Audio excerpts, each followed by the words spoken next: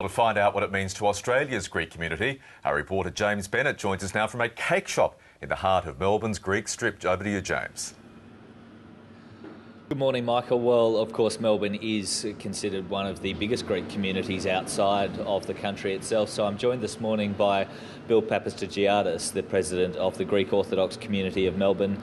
Bill, obviously with the news now that it does look like a fairly sure win for the New Democracy Party, I guess it's interesting to kind of examine exactly how the Greeks saw this election. It was billed internationally as being a decision for Greece between the euro and going back to the drachma. Do you think that's how voters saw it? In some ways that might be a slight oversimplification of the issue, in that 80% of the public supported remaining within the Eurozone. However, on another level, one of the major parties, which is Syriza, which is the left party, did espouse a very strong commitment towards tearing up the rescue package, which did leave uncertain the implications the following day after an election as to whether in fact Europe would tolerate such an approach and whether in fact Greece could remain within the Eurozone. So it was certainly a test.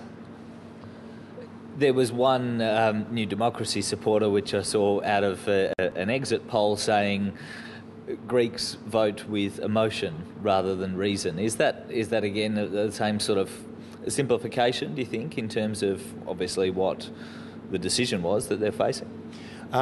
It appears that was certainly the case with the first election, because as we know there were 7 or 8 parties that were elected into Parliament, and the vote was largely an emotional reaction to the economic difficulties and the social concerns that Greece currently faces. However, we can say in this election that they did vote with some reason, because it appears that we have some certainty in relation to the election result.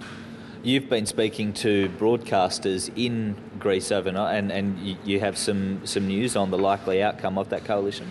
That's correct. We've spoken to a few television broadcasters in Greece, and they've revealed that the New Democracy Party most likely will be able to form a government with a PASOK party. It appears they have approximately 160 seats in a 300-seat parliament. And also the news from Greece is that it appears as early as tomorrow perhaps a government could be formed.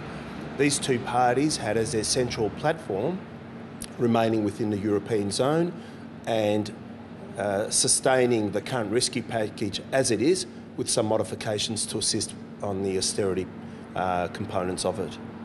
You mentioned that social pressure. It is extraordinarily difficult for a lot of people in Greece at the moment. How long do you think the stability that this election has hopefully brought may last? I think it can last for a fair amount of time, provided the New Democracy Party and PASOK have a relatively broad agenda in terms of the policies they'll espouse. In other words, that it's broad-based. If it's broad-based, I'm hopeful that it'll be able to last the full term. Certainly the people have spoken broadly about ensuring that Greece remains governed and that there is some political stability, and the vote demonstrates that quite clearly. Now, just finally, there's likely to be a very important rendezvous between the Greeks and the Germans coming up if things go well. Well, that's the ultimate irony of all of this, is that Greece will be facing Germany in the quarterfinals of the European Cup, and perhaps they could sort of settle their differences on the soccer pitch. So, Michael and Karina, in sport, of course, there's always a political analogy, and we'll see what comes, obviously, in the next few days between the meetings between the Greeks and the Germans, both on the pitch and in the political boardrooms. It'll be a very interesting contest both ways. James Bennett there, thank you very much. James enjoying what looks like a very, very strong coffee. I think I want one of those this morning.